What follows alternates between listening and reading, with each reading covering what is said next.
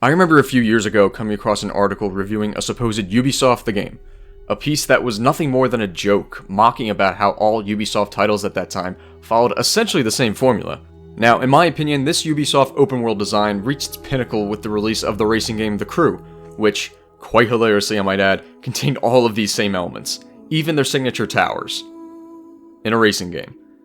Now, while things were definitely getting ridiculous back then, I still consider myself a defender of what Ubisoft was doing. The ideas of Far Cry were still fresh, Watch Dogs had an intriguing premise, and Assassin's Creed was utilizing unorthodox settings. But not much has changed since then. Seriously, as far as AAA games go, you can practically pin next to every single one of them as a, and with the huge air quotes here, open world action RPG. It's to the point that the line of separation between Assassin's Creed, Borderlands, and Ghost Recon is not all that far off. Whereas if I said that 10 years ago, you would have thought I was crazy. Now, obviously, it's not like you can't tell these games apart from each other. My point is that I feel like the pitch of these big budget games has become less about what makes them engaging, and more about how they think they stand out from the crowd.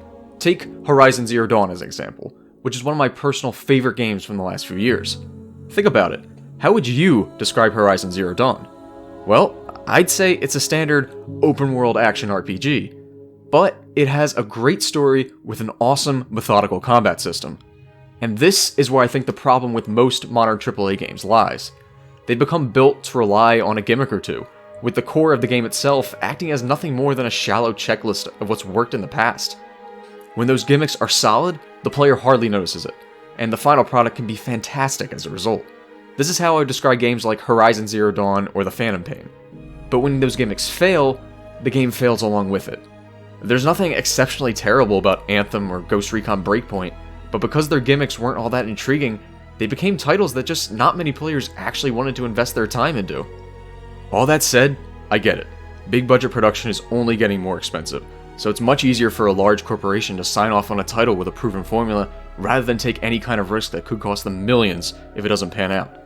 As an avid player of games though, it is kind of disappointing to see a certain lack of evolution with modern AAA games. Of course, there are exceptions. Breath of the Wild is perhaps the most recent game to really challenge conventional design, but true innovation is definitely becoming harder to find. Now, this is where a ton of people will point you towards indie games, and I agree. Due to their much lower budget and smaller teams, indie games is the area of the video game space where you'll see the most true ingenuity out there. But I want to focus on AAA games for the purposes of this video, because I think their current lack of innovation is just quickly becoming a huge issue that I don't think enough people are talking about. And it's the reason why I think a game like Death Stranding is more extraordinary than people are giving it credit for. Now, despite whatever Kojima may claim, Death Stranding is not some newfound genre. I mean, I'd say it's yet another open-world action RPG, but I feel that the gimmicks of Death Stranding push the future of what AAA games can be far more than what meets the eye. Why? Well, let's just take a look at what the game's gimmicks actually are.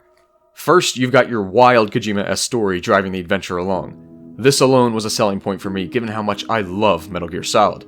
Second, you've got a huge metagame focusing on building out structures, fueled by a creative Dark Souls-esque online system. And third, you've got a main mechanic of simply delivering cargo across large landmasses, utilizing those structures, making actual combat take a backseat.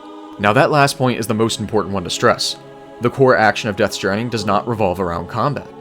At first, it may not seem like such an anomaly, but seriously, just how many of these multi-million-dollar open-world action RPGs don't involve some kind of sword, gun, fist fighting, or weapons in general? Because I really can't think of any. Now, to be fair, Death Stranding isn't completely free from combat, as it is technically in there. It's admittedly the worst part of the game, but that's beside the point.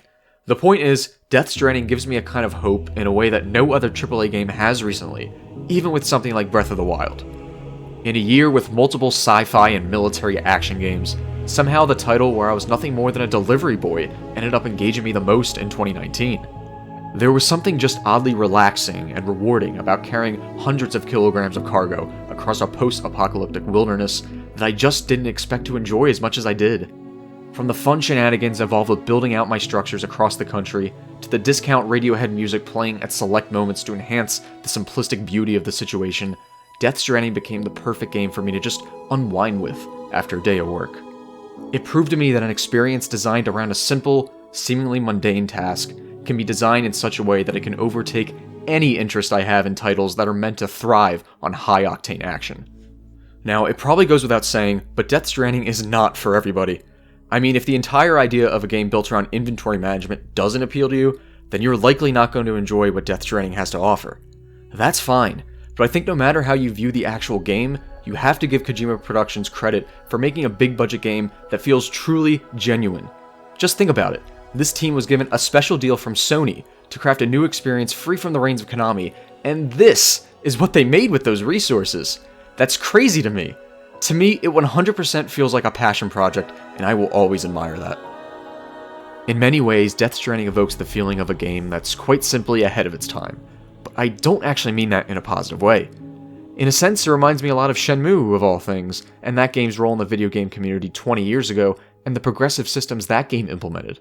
Even though I personally dislike Shenmue, I can't help but see certain parallels between the two titles. Most notably, both games were big-budget products that really tried to push the industry in some ways that many people just weren't ready for. I love Death Stranding, and I really hope it means that we're going to start seeing more creative designs and projects with higher production values. But I just sense that the legacy of Death Stranding itself is destined for the cult classic status that Shenmue has grown to occupy. In 10 years' time, Death Stranding may very well be remembered as the precursor to a new subset of games that appeal to a wider array of players, similar to how the Yakuza series iterated on what Shenmue did and is now one of the more respected franchises in gaming. Only time will tell what Death Stranding actually has on the future development of games as we know it, but I'm definitely intrigued to see where we go from here. If nothing else, it's a step away from the sea of Battle Royale and Destiny clones that are currently flooding the market, which is refreshing in that regard. And as we head into a new decade, I hope we begin to see these larger development studios taking more risks into how their games are structured, crafting an experience that doesn't just try to become the next Destiny, because in my opinion, Death Stranding truly delivered on a unique experience, in a way that no other game in 2019 even attempted.